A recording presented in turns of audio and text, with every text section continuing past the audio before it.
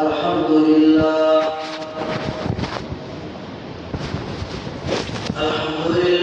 نحمده ونستعينه ونستغفره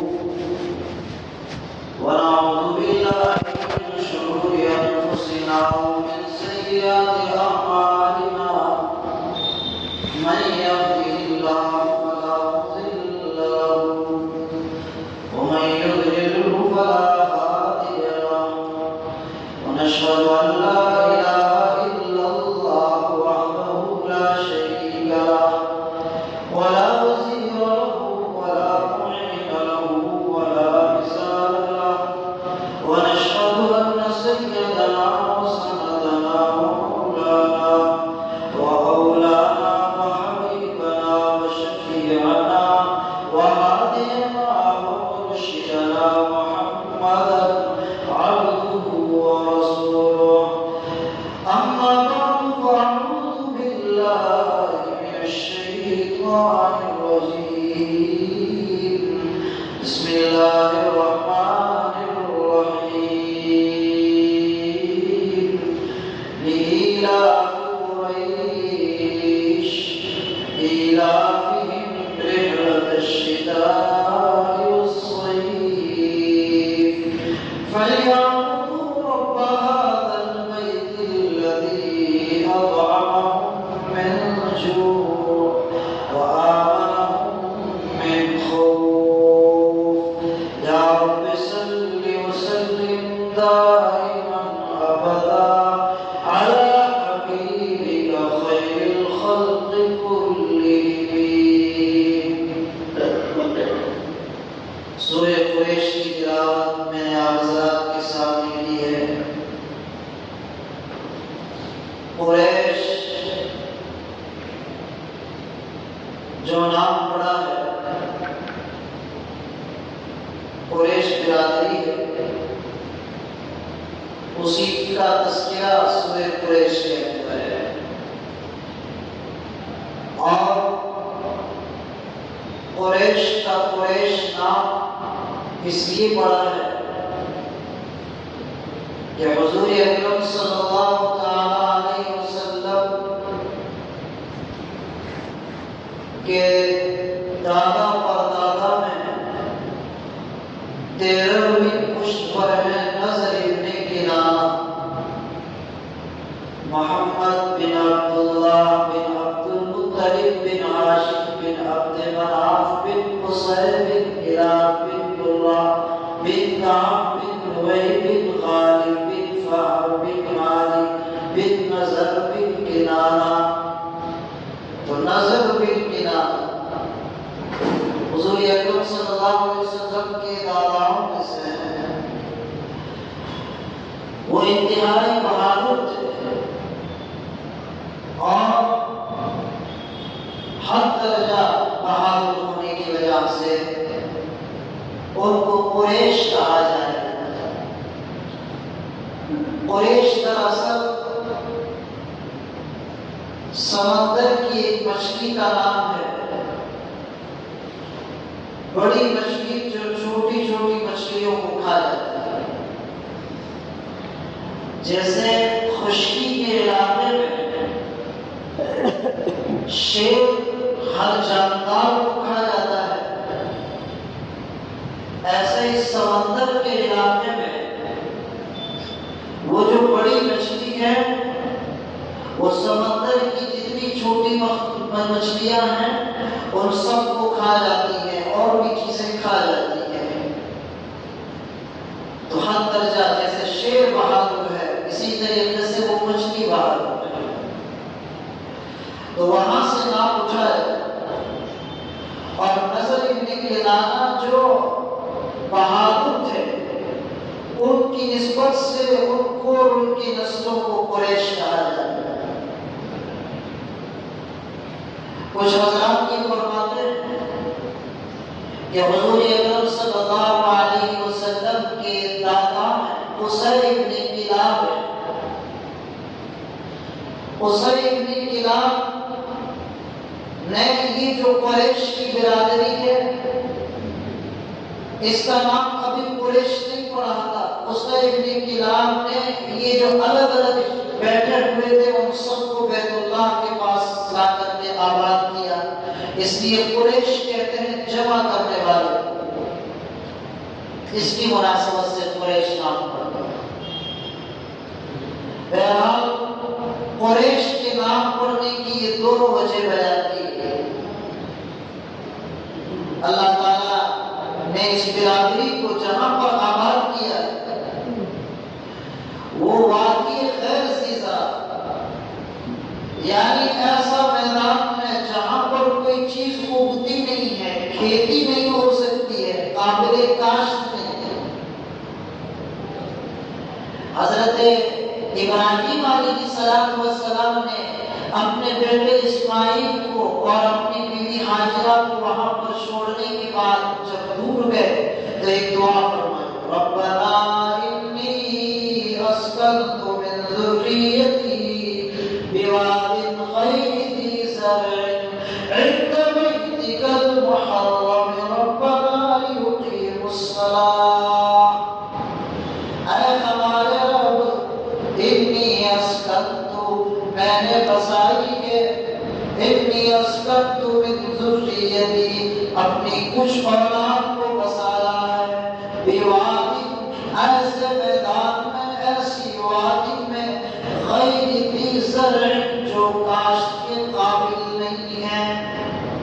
میں نے اپنی اولاد کو وہاں پر بسایا، تو وادی میں بسایا تھا۔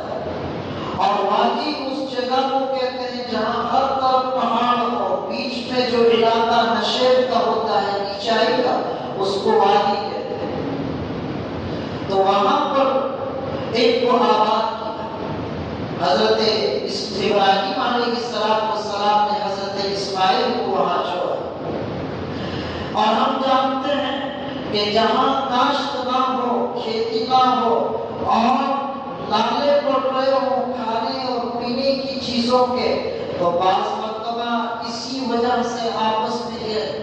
اختلاف، انتشار، کھانے پینے کی چیزیں جب کم ہوتی ہے تو آپس میں فساد ہوتا ہے، ہر چیز ہر شخص حاصل کرنا چاہتا ہے۔ اسی کی وجہ سے جب وہاں پر کوئی کھیتی کے قابل کوئی چیز نہیں تھی تو حضرت اسماعیل علیہ السلام، ابراہیم علیہ السلام نے دعا فرمائی، رب اجعل ھذا البلد آمنا، اے میرے رب تو اس شہر کو امن والا بنا دیجیے، اس شہر کو اطمینان والا بنا دیجیے، یہاں پر کسی طرح کا کوئی آپس میں کھانے پینے کی چیزوں کے تعلق سے یا کسی اور تعلق سے آپس میں انتشار نہیں ہونا چاہیے۔ اس لیے حضرت فرماتے ہیں سیدنا ابراہیم علیہ السلام، رب اجعل ھذا البلد آمنا، ھذا بلد آمنا، دونوں ہے، اس شہر کو امن والا شہر بنا دیجیے۔ اللہ تبارک و تعالیٰ نے سیدنا ابراہیم علیہ السلام کی دعا کو قبول فرمایا، اور انہوں نے کیا دعا فرمائی تھی؟ وَارْزُقْهُم مِّنَ الثَّمَرَاتِ، اے اللہ انہیں پھلوں کی روزیاں عطا فرمائیو۔ قریش جو بعد میں ابھی قریش نہیں، ان کو پھلوں کی روزیاں عطا فرمائیو، یعنی یہ کھانے پینے کی جو ضروریات ہیں اس کے بعد میں دسترخوان کے اوپر پھل رکھے جاتے ہیں، ابتداء کھانا جو کھانا ہے وہ رکھا جاتا ہے، اس کے بعد پھل رکھا جاتا ہے۔ علماء یہ فرماتے ہیں پھلوں کی روزی عطا فرمائیے، یعنی اس سے پہلے والی جتنی ہیں ضروریات وہ سب پوری ہوں، پھل تو بعد میں انسان کے پاس جب پونجی بڑھتی ہے تو پھل خریدتا ہے، ورنہ وہاں تک نہیں پہنچتا۔ حضرت نے یہاں تک دعا فرمائی، وَارْزُقْهُم مِّنَ الثَّمَرَاتِ، انہیں پھلوں کی روزیاں عطا فرمائیو۔ تو سیدنا ابراہیم علیہ السلام نے سیدنا اسماعیل علیہ السلام کو وادی غیر ذی زرع کے اندر جو قابل کاشت نہیں تھی وہاں پر بسایا، اور اس کے بعد میں یہ دعا یہ قریش حضور اکرم صلی اللہ علیہ وسلم کے اجداد میں سے ہیں، محمد بن عبداللہ بن عبد المطلب بن ہاشم، ہاشم نام ہے۔ تو ہاشم نے اپنی برادری کے فقر و فاقہ کو دور کرنے کے لیے 2 سفر، ایک گرمی کے موسم میں اور ایک سردی کے موسم میں 2 علاقوں کے سفر طے کیے تھے، ایک یمن کی ساحل کا سفر، ایک ملک شام کے ساحل کا سفر۔ کہ وہاں پر ملک شام میں ایک موسم میں غالباً سردی کے موسم کے اندر وہاں جایا کرتے تھے، اس لیے کہ وہاں سردی کم پڑتی تھی مکے کی مناسبت سے، اور یمن جایا کرتے تھے گرمی کے موسم میں، اس لیے کہ وہاں پر مکے کی مناسبت وہاں گرمی زیادہ کم پڑتی تھی، اس لیے گرمی کے موسم میں یمن کا سفر اور سردی کے موسم میں ملک شام کا سفر۔ یہ کس نے بنایا؟ ہاشم۔ تو اللہ تبارک و تعالیٰ نے یہ 2 سفر ان کو عطا فرمائے تھے، اور یہ ہر موسم میں سفر کرتے تھے، اس میں گرمی اور سردی، جب بھی سال کے اندر گرمی آتی تھی تو اور جب بھی سال کے اندر سردی آتی تھی تو شام اور یمن کا سفر ان کا جاری رہتا، عادت پڑ گئی تھی۔ جیسے بعض دفعہ یہاں سے سعودی جانے کی عادت پڑ جاتی ہے تو لوگ جاتے رہتے ہیں، آتے رہتے ہیں، جاتے رہتے ہیں، آتے رہتے ہیں، اسی طریقے سے ان کا یہ مزاج تھا۔ تو یہ 2 سفر، یہ سورہ قریش کے اندر ان دونوں سفروں کا تذکرہ ہے کہ اللہ تبارک و تعالیٰ نے ان کو یہ 2 سفر پر آمد فرمایا، ملک شام کا سفر اور ملک یمن کا سفر، گرمی اور سردی میں یہ لوگ کرتے اور خوب تجارت لے کر کے آتے۔ یہ اللہ تعالیٰ کی طرف سے ایک تحفہ تھا۔ اللہ تبارک و تعالیٰ ایک تو یہ نعمت گنا رہے کہ ہم نے ان کو یہ 2 سفر پر آمد فرمایا، اور ایک اور نعمت گنا رہے اطعمہم من جوع، ان کو اللہ نے بھوکے ہونے کی حالت میں کھانا کھلایا، یعنی وادی غیر ذی زرع ہے، کہاں کچھ ہوتا نہیں تھا، اللہ تعالیٰ نے بھوکے تھے، کھانے کے لیے نہیں تھا، اللہ تعالیٰ نے یہ نعمتیں ان کو عطا فرمائی اور سب کھا پی گئے۔ یہ دوسری نعمت، سفروں کا جاری ہونا ایک نعمت، بھوکے تھے اللہ تعالیٰ نے کھلایا، یہ دوسری نعمت، اور جب سفر پر جاتے تھے تو دوسرے جتنے قافلے ہوتے تھے وہ سب لٹ جایا، وہاں پر قذاب، رہزن، ڈاکو ان کو لوٹ لیا کرتے تھے، لیکن یہ جو قافلہ آتا تھا مکہ المکرمہ سے، ان قافلے والوں کا ہر جگہ احساس ہوتا تھا، ہر جگہ اکرام ہوتا تھا، اور کوئی ان کو لوٹتا نہیں تھا۔ بعض دفعہ یہ ہے کہ 1,000 اونٹ چند آدمی لے کر کے جاتے تھے اور آتے تھے۔ ملک شام ابو سفیان نے سفر کیا ہے حضور اکرم صلی اللہ علیہ وسلم سے مسلمانوں سے مقابلے کے لیے، ابھی اسلام نہیں لائے تھے، 1,000 اونٹ لے کر کے گئے تھے اور چند آدمی گئے تھے، لیکن اللہ ان کو کسی نے بیچ میں اور جو ہے ڈاکہ نہیں لگا، کیونکہ قریش اور مکہ المکرمہ کے پاس میں آباد، اس کی مناسبت سے ان کو کوئی کچھ کہتا نہیں تھا۔ یہ تیسرا نعمت اللہ تعالیٰ نے ان کو عطا فرمایا، سفر اور کھانا، اور دوسرا سفر کے اندر ہر قذاب سے اور ہر ڈاکو سے محفوظ رہنا، جہاں جاتے تھے چائے پی، کھانا پی، ان کے بستر بھی آ گئے، بس اعزاز کے ساتھ میں رکھا جائے، تو یہ ان کا ہر جگہ پر احساس ہوتا تھا۔ اللہ تبارک و تعالیٰ ان 3 نعمتوں کی بنیاد پر ایک بات خاص کہنا چاہتے ہیں، فَلْيَعْبُدُوا رَبَّ هَٰذَا الْبَيْتِ، ان کو اس گھر کے مالک کی عبادت کرنی چاہیے، اس گھر کے رب کی عبادت کرنی چاہیے، بیت اللہ کے رب کی عبادت کرنی چاہیے، اس لیے کہ انہوں نے بنو خزاعہ قریش کا نضر ابن کنانہ کی ایک پشت ہے، ایک بیٹے کی اولاد نضر ابن کنانہ کی بنو خزاعہ کہلاتے ہیں۔ بنو خزاعہ سیدنا ابراہیم علیہ السلام اور سیدنا اسماعیل علیہ السلام کے مجسموں کو وہاں پر بیت اللہ کے اندر سب سے پہلے ان کا ایک فرق کا امر ابن جو ہے اس نے سب سے پہلے دونوں کی مجسمے وہاں بن دیے، لوگ اس کی عبادت کرتے تھے۔ بعد میں کسی نے عیسیٰ علیہ السلام اور مریم علیہ السلام کا بھی مجسمہ وہاں پر رکھ دیا، کسی نے حابیل اور قابیل جو سیدنا آدم کے دو بیٹے تھے ان میں سے ایک کا نام قابیل تھا، حابیل کا مجسمہ بھی وہاں پر رکھ دیا، اور پھر کسی نے اسان اور ناہیلہ یہ دو جو ہے مرد اور ایک مرد کا اسان اور ناہیلہ یہ عورت تھی، انہوں نے منہ کالا کرنے کے لیے جگہ تلاش کی، نہیں ملی تو رات کے وقت میں انہوں نے بیت اللہ کے اندر نعوذ باللہ اس کی بے حرمتی کی، تو کچھ لوگوں نے ان کے مجسمے بھی وہاں پر رکھ دیے، اور رفتہ رفتہ خود جو ہے ان مجسموں کی عبادت کا آغاز ہو گیا۔ اللہ تعالیٰ کیا فرماتے ہیں فَلْيَعْبُدُوا رَبَّ هَٰذَا الْبَيْتِ، اس گھر کے رب کی عبادت کرنی چاہیے، ان کی عبادت نہیں کرنی چاہیے بلکہ اس گھر کے رب کی عبادت کرنی چاہیے۔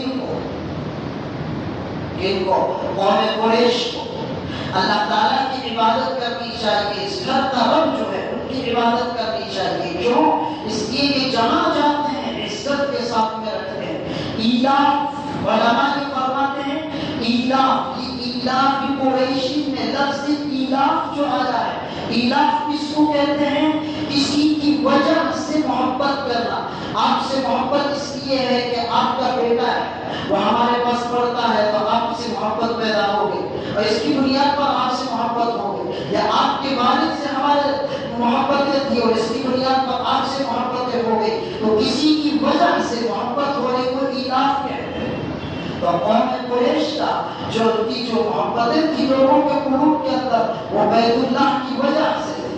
کہ بیت اللہ کے آس پاس میں رہتے ہیں اور یہاں پر یہ لوگ آباد ہیں، اس کی بنیاد پر ان سے ہمیں محبت کرنی چاہیے اور ان کا اعزاز کرنا چاہیے۔ اسی کو علماء یہ فرماتے ہیں کہ یہ ایلاف دونوں طرف سے ہوتا ہے، یعنی محبت میری طرف سے آپ سے اور آپ کی طرف سے مجھ سے، یہ دونوں طرف سے محبت فرماتے ہیں کہ ایلاف قریش، قریش کے تعلیم کی وجہ سے، قریش کے محبت کی وجہ سے، قریش کے انسیت کی وجہ سے، قریش کو انسیت اور قریش سے انسیت لوگوں لِإِيلَافِ قُرَيْشٍ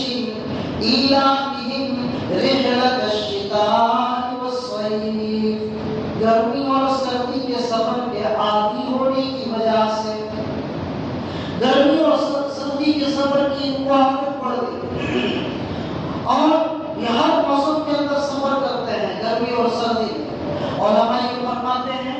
اس سے آگے چونکہ آ رہا ہے گرمی اور سردی میں سفر کرنے کی وجہ سے رب کی عبادت کرنی چاہیے، تو اس کا مطلب یہ ہے کہ سفر کے اندر بھی بندے کو اللہ کے ساتھ میں تعلق اس کا رہنا چاہیے، اور حضر کے اندر بھی اور گھر میں بھی اللہ تعالیٰ کے ساتھ میں اس کا تعلق رہنا چاہیے،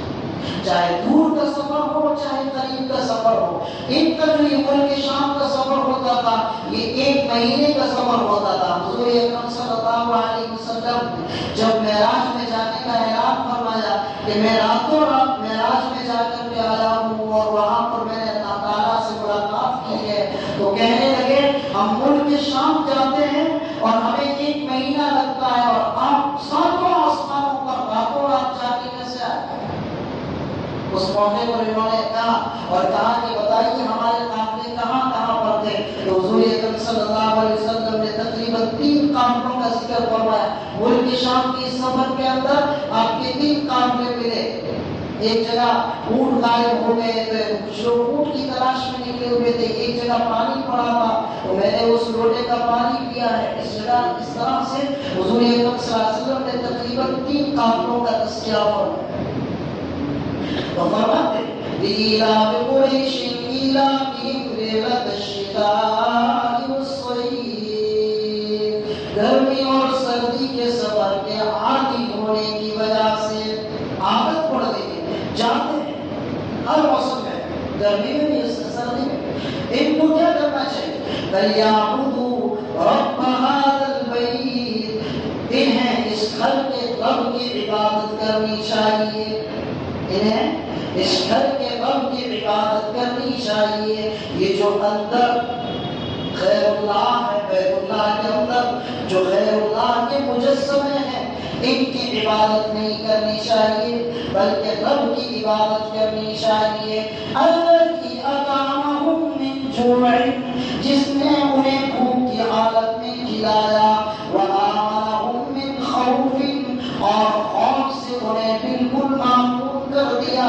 کوئی بھی تحزن اور کوئی بھی قذاب اور ڈاکو ان کے اوپر حملہ آور نہیں ہو سکتا ہے. اطمینان کے ساتھ میں یہ جہاں کی جاتے ہیں، اطمینان کے ساتھ میں رہا کرتے ہیں.